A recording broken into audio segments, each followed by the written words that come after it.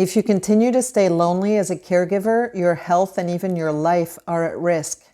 And that's why it's important to take care of your caregiver loneliness right now. So I'm going to show you some of the best ways that you can learn to manage your caregiver loneliness so that you can have the livelihood for anything that you would like in your life. When your caregiver loneliness gets really bad and reaching out to another human seems impossible, then the first thing to do is to really start small.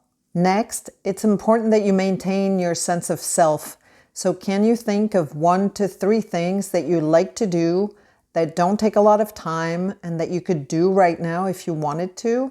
If you could put one of them in the comments, that could be very helpful to someone who's in your situation and who's needing some ideas.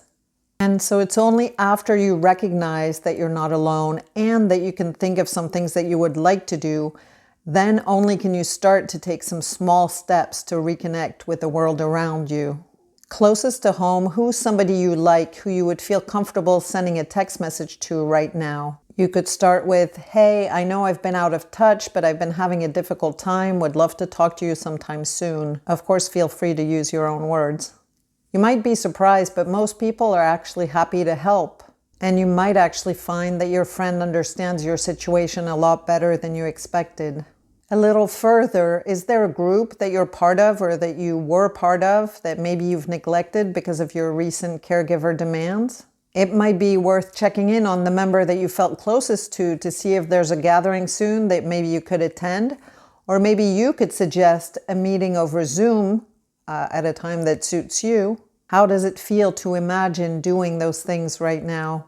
If it feels good, we're on the right path and we should continue. If it doesn't feel good, it's possible that you could benefit from some counseling with somebody neutral who you could explain your situation to.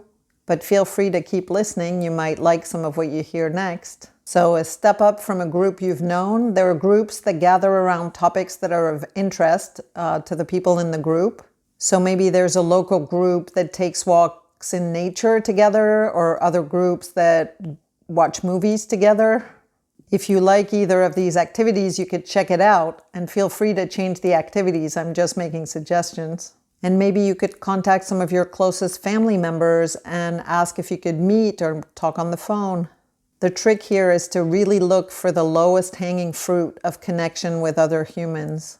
And if you cannot imagine initiating a connection with another human right now, then I want to give you an easy way to cope that's so easy. And I'm going to share that with you in my next video.